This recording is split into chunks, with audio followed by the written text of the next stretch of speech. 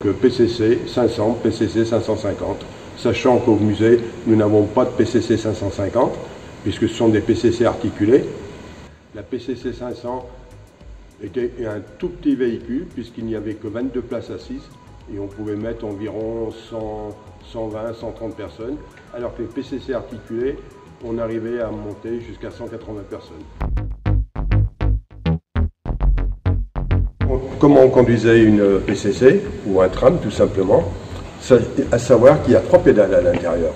Vous avez à gauche la pédale de l'homme mort, au centre la pédale de frein, à droite la pédale d'accélérateur.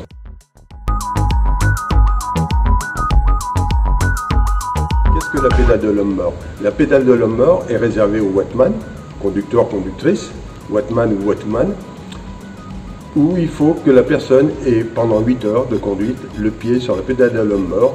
C'est une sécurité. S'il prenait un malaise, soit il enfonçait la pédale et à ce moment-là, les freins d'urgence tombaient, soit il prenait un malaise et il enlevait son pied et les freins d'urgence, les freins patins tombaient. Vous pouvez remarquer également dessous, un peu dessous, là, vous avez une pièce en bois qui s'appelle le chasse-cœur.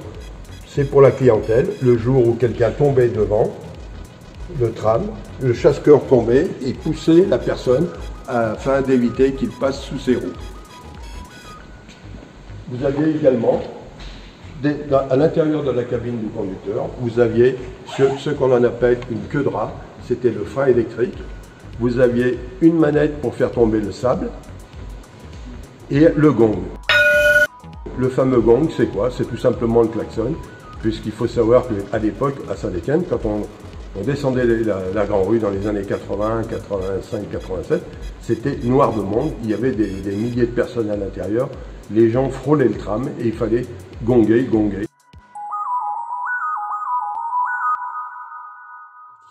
Cette manette, c'est la manette d'inversion. Qu'est-ce qu'une manette d'inversion? Eh bien, tout simplement, quand elle est en position avancée à droite comme ça, le tram avance. Quand il est à l'arrêt, il est baissé comme ça, le tram part en marche arrière.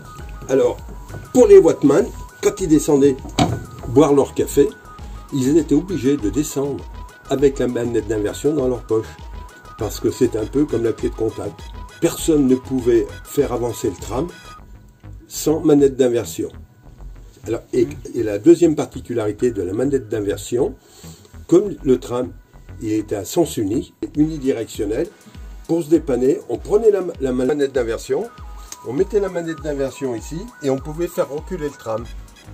On faisait reculer le tram sur 3 ou 4 mètres, pas plus. Et les wattman n'avaient pas le droit de reculer un tram sans agent de maîtrise par sécurité. Vous voyez cette manette d'inversion, on la mettait ici. On tournait la manette et la machine reculait toute seule. Voilà à quoi ça ressemble. Donc c'est fermé, c'était fermé avec une clé. Voilà.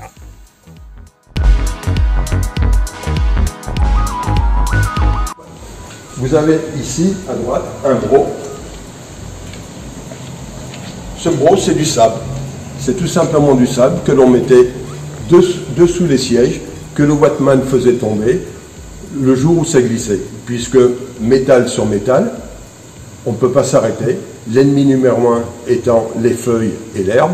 Donc le conducteur, le wattman, faisait tomber du sable pour pouvoir arrêter la machine.